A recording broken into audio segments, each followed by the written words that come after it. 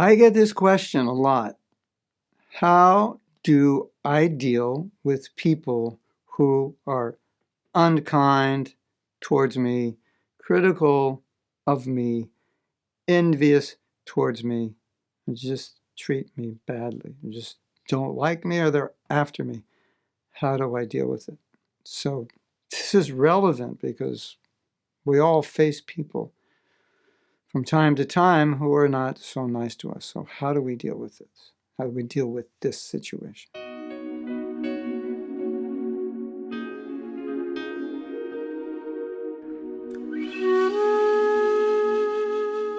Well, I know how not to deal with it. Fighting back. Now, sometimes you can tell them, the way you're treating me, it makes me feel really horrible.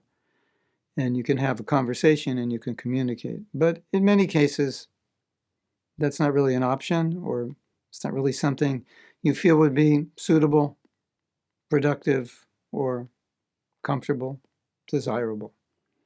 So how do we deal in general? One beautiful thought, well, that makes 11 beautiful thoughts. One beautiful thought is pray for the people who hurt you. What do you pray for? Oh, Krishna, pray that they disappear so they won't hurt me. No. That's not what we mean. Pray for their well-being. Why would I pray for the well-being of someone who's hurt me? Because you're a devotee. Okay, that's a good reason, right? I mean, are you a devotee? You are. You're a devotee, right? Because isn't that what devotees do? Don't they pray for people who hurt them? Oh yeah, Prabhu, that's the real devotees, but me. Are you trying to be a real devotee? I think so. So, Mahajana Janaka Tasa Panta. Shouldn't we follow in the footsteps? We pray for the people who hurt us. Now, I've often said people who hurt others are hurting. I'm sure people more famous than me have probably said the same thing. It's important to recognize this because naturally none of us want to be hurt, and we feel wounded when we're criticized, especially if our self-esteem is on the low side. It can really hurt when we're put down. But people who put other people down are the ones who are hurting. So if instead of retaliating, our compassion comes out, we think, this person must be really suffering because they're really down on me and I don't even interact with them. They just didn't like something I said in class, and now, they're criticizing everybody because I said this or because I did this.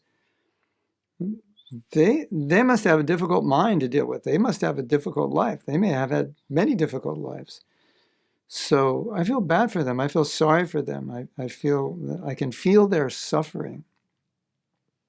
So what's so interesting about this angle of vision is that rather than feeling your own suffering when you're being criticized, diminished, hurt, and so forth, you're feeling their suffering for having the need to hurt and criticize you. Interesting, right? Now, the third thing I would like to say, it's just a general idea of how to deal with the mind, which you can apply to anything. Why would we want to think about something upsetting?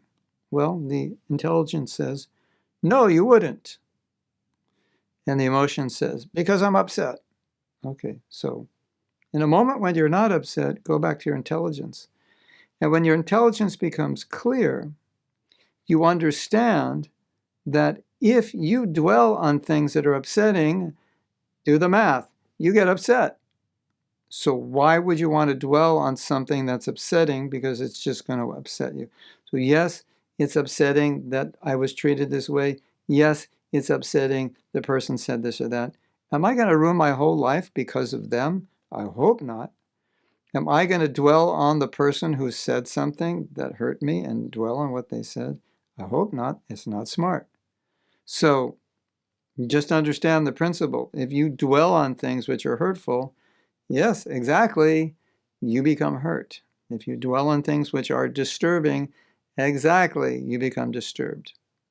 It's a simple principle somehow or other. Most of us kind of never really thought of it, and we tend to dwell on the things that bother us, which really doesn't make sense. Why don't you dwell on the things like Krishna's lotus feet, or a verse from Bhagavad Gita, or your service? That will be a lot more inspiring and pleasing to you.